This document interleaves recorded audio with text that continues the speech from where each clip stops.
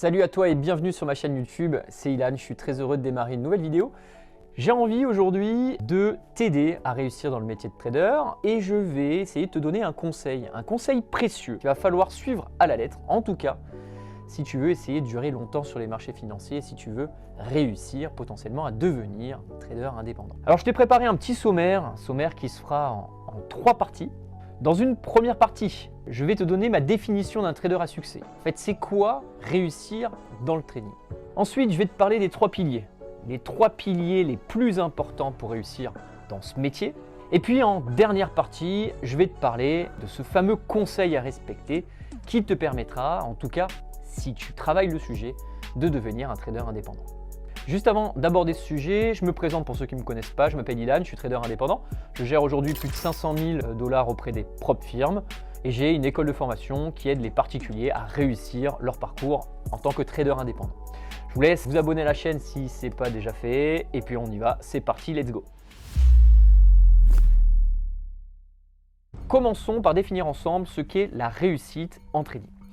Je dirais qu'un trader à succès est un trader qui va adopter de la régularité. Chaque jour, chaque semaine, chaque mois, il va être régulier. Alors, quand je parle de régularité, ça ne veut pas dire que cette personne-là va gagner tout le temps. Ça veut juste dire que cette personne-là va être régulière quand elle va aborder le marché. Par moment, elle va gagner, par moment, elle va perdre, mais tous les mouvements, toutes les décisions qu'elle va prendre se feront d'une manière régulière. Lorsqu'on regarde les réseaux sociaux, vous allez trouver de nombreux traders qui vont montrer essentiellement d'ailleurs leurs gains. Et derrière, ça ne veut pas dire que ces personnes sont régulières. Les traders à succès, les traders réguliers sont des personnes qui peuvent justifier d'une performance régulière sur une longue période. Et lorsqu'on parle de réussir dans le trading, on parle juste d'obtenir une performance régulière, positive sur l'année.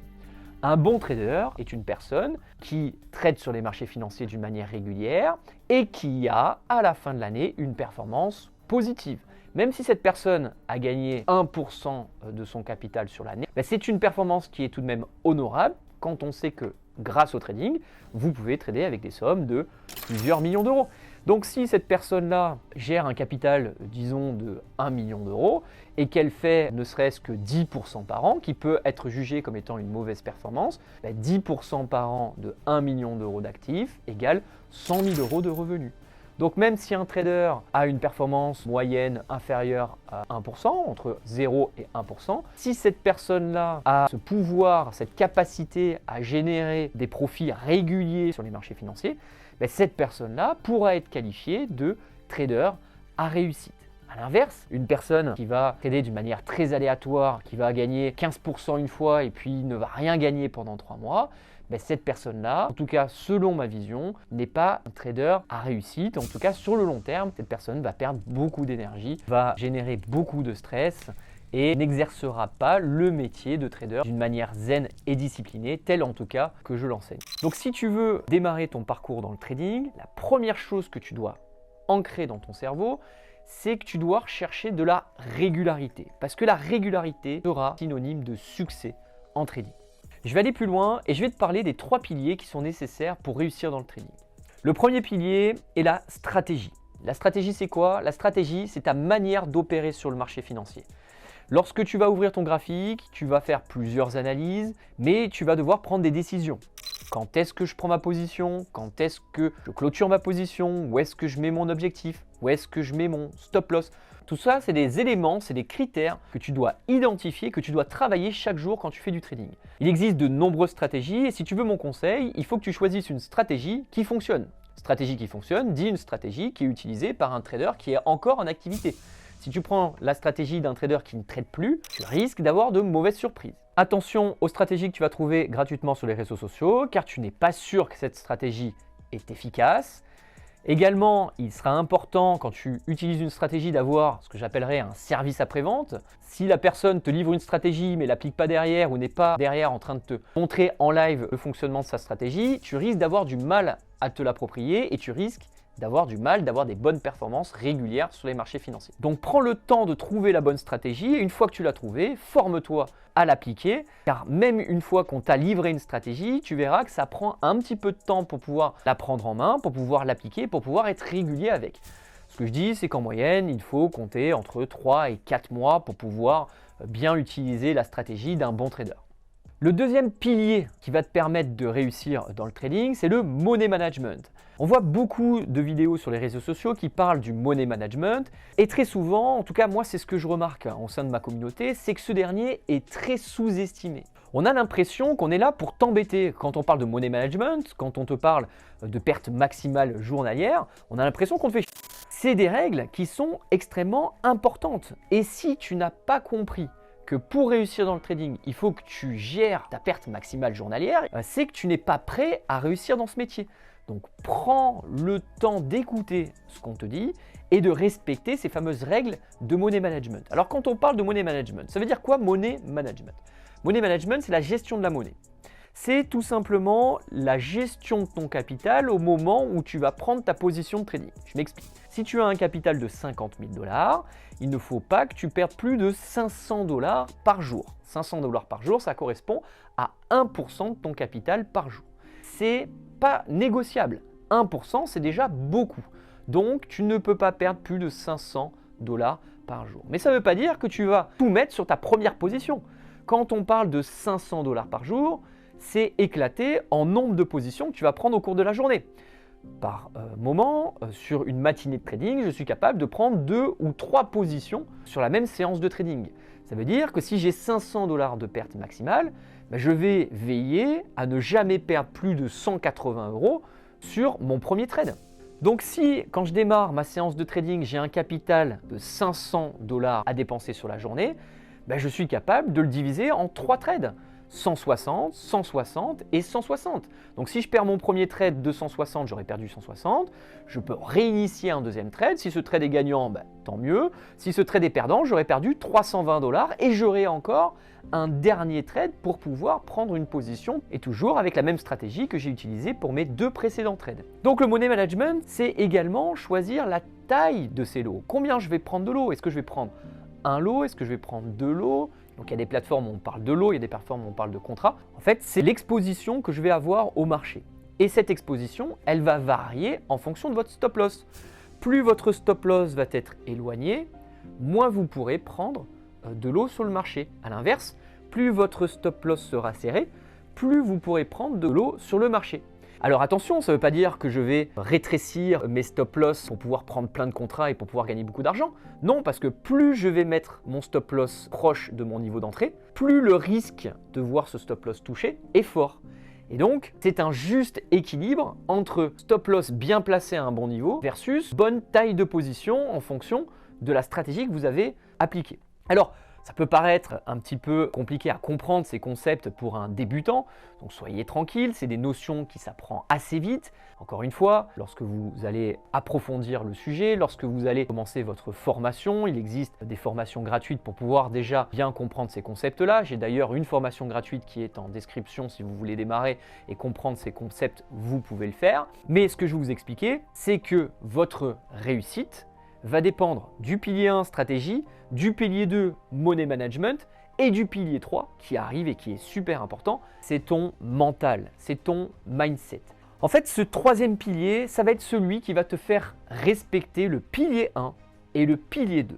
Avoir une stratégie sur le papier, ça a l'air cool, ça a l'air facile. J'appuie sur le bouton quand il faut appuyer, je vends quand il faut vendre, j'écoute tout simplement, je lis ma notice et j'applique. Ça a l'air simple sur le papier. Mais la réalité, quand il y a le marché devant toi, tu vas avoir de nombreuses émotions qui vont faire surface et qui vont être pas évidents à gérer. Et donc, ce troisième pilier, le mindset, va être celui qui va gérer ces émotions, qui pour pouvoir te canaliser et pour pouvoir respecter le pilier 1 et le pilier 2. Ça peut paraître assez simple sur le papier quand on dit le trading, c'est stratégie, c'est money management et c'est mindset pour respecter stratégie et money management. C'est vrai, sur le papier c'est très simple. Sauf que dans la réalité, tu verras que gérer tes émotions, c'est quelque chose qui n'est pas évident, qui nécessite en tout cas du temps. Et très souvent, ce qui se passe, c'est que les traders débutants sont très pressés, veulent gagner vite, veulent gagner beaucoup d'argent rapidement, alors qu'en réalité, pour gagner de l'argent, il faut avoir ce mental d'acier qui se forge, je dirais, sur 9 mois, 18 mois. 9 à 18 mois pour pouvoir obtenir le mental qu'il faut, pour pouvoir gérer ses émotions, pour pouvoir être régulier, pour pouvoir appliquer une stratégie et pour pouvoir gérer un money management. Donc réussir dans le trading, ça prend du temps, ça nécessite une stratégie, ça nécessite un bon money management et ça nécessite un bon mental. Nous arrivons maintenant sur la dernière partie de la vidéo où il est temps pour moi de te livrer un conseil. Un conseil qui peut sembler simple, mais qui peut complètement changer ton trading, en tout cas si tu l'appliques dès maintenant. Ce conseil-là va traiter au moins 2 piliers des 3 piliers que je t'ai évoqués précédemment. Ce conseil est de tout simplement arrêter de trader lorsque tu auras eu 2 stop loss. Alors avant de rentrer dans le détail, je vais t'expliquer ce qu'est un stop loss. Un stop loss, pour ceux qui ne le savent pas, c'est ce que l'on appelle un arrêt perte en français, mais c'est un ordre automatique qui va se déclencher à un certain niveau que tu auras défini à l'avance et qui va te permettre de protéger ton capital. Tout à l'heure, je t'ai parlé du capital de 500 $ que tu n'as pas le droit de perdre par jour sur un compte à 50 000 $. Ben, ce stop loss, c'est le montant que tu peux perdre par trade. Comme je t'ai dit tout à l'heure que sur 500 $, tu peux potentiellement perdre 3 trades à 160 $, ben tu peux aussi perdre 2 trades à 250 $. Donc le conseil que je te propose aujourd'hui, c'est de ne jamais perdre plus de 2 stop loss par jour. Donc lorsque tu démarreras ta séance de trading, tu auras le droit à 2 stop loss. Ça veut dire que sur ton capital de 500 $, si tu trades avec 50 000 $, tu auras le droit de perdre au maximum 2 fois 250 $. Donc quand tu vas rentrer sur le marché, tu vas mettre un premier stop loss à moins 250, donc tu verras une ligne rouge. Si le prix vient toucher cette ligne rouge, ton trade est automatiquement clôturé, tu auras perdu 250 $. Tu vas attendre un nouveau setup, une nouvelle configuration que tu pourras reprendre un petit peu plus bas si tu es à l'achat. Et tu pourras prendre une deuxième position avec un deuxième stop loss, donc toujours pareil, 250 $. Et si ce stop loss est une nouvelle fois touché, ben à ce moment-là, tu t'arrêtes de trader et tu passes à autre chose. Tu pourras donc perdre au maximum 500 $ et tu réouvriras ton écran le lendemain lorsque tu seras totalement calmé, lorsque la pression émotionnelle sera redescendue, tu pourras retrader sur les marchés, mais il faudra attendre au moins 24 heures pour te calmer et pour pouvoir être un petit peu plus serein sur tes prises de position. Je vais rappeler que quand tu inities un trade où tu peux perdre 250 $, c'est pour gagner 500 $. Donc, si tu trades avec une perte max de 250 premier trade, 250 second trade, pour gagner 500 sur le premier et 500 sur le deuxième, tu vas donc avoir 3 scénarios. Scénario 1, je perds mes 2 stop loss, tu as perdu 500 $. Scénario 2, tu perds le premier, tu gagnes le deuxième 500, ben, tu auras gagné 250 sur l'ensemble des 2 trades. Le premier trade moins 250, le deuxième trade plus 500, tu as fait plus 250 sur l'ensemble des 2 trades. Et puis, scénario au top favorable, le premier trade passe, ben, tu fais 250 de pertes versus 500 de gains, donc tu gagnes 500 $. Ça veut dire que tu auras gagné 500 $. Donc 3 scénarios possibles. Scénario favorable, ton trade est gagnant, tu gagnes 500 $. Scénario intermédiaire, tu fais une perte, un gain. La perte de 250 est couverte par ton gain de 500, ça fait plus 250. Et puis le scénario 3, c'est le scénario catastrophe. Tu fais 2 SL, ça fait 250 plus 250, ça fait moins 500. Tu passes à autre chose.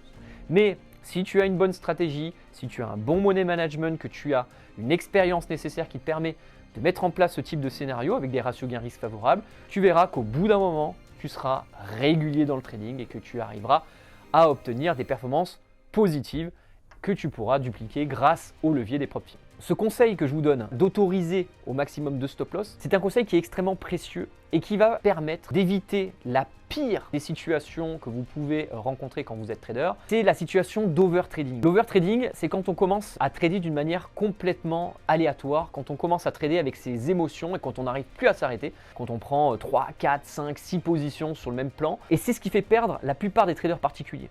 Au bout d'un moment, on est régulier, on est sérieux, et puis un truc qui se passe dans la tête, disjoncte complètement, et puis on est en mode casino, on est là, on appuie, on fait n'importe quoi.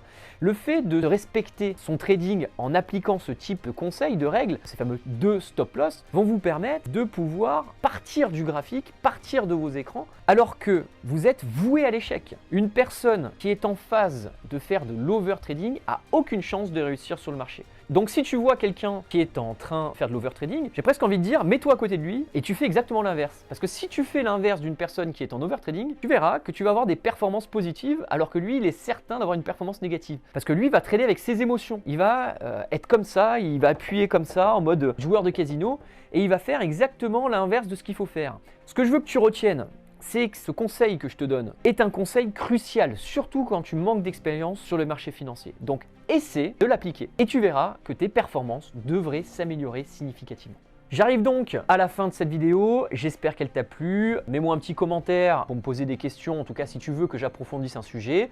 Un petit like, ça fait pas de mal et abonne-toi à ma chaîne si tu l'as pas déjà fait. On se retrouve très prochainement pour une nouvelle vidéo. J'étais très heureux de t'avoir donné ce conseil-là. À très vite, c'était Ilan, bye bye.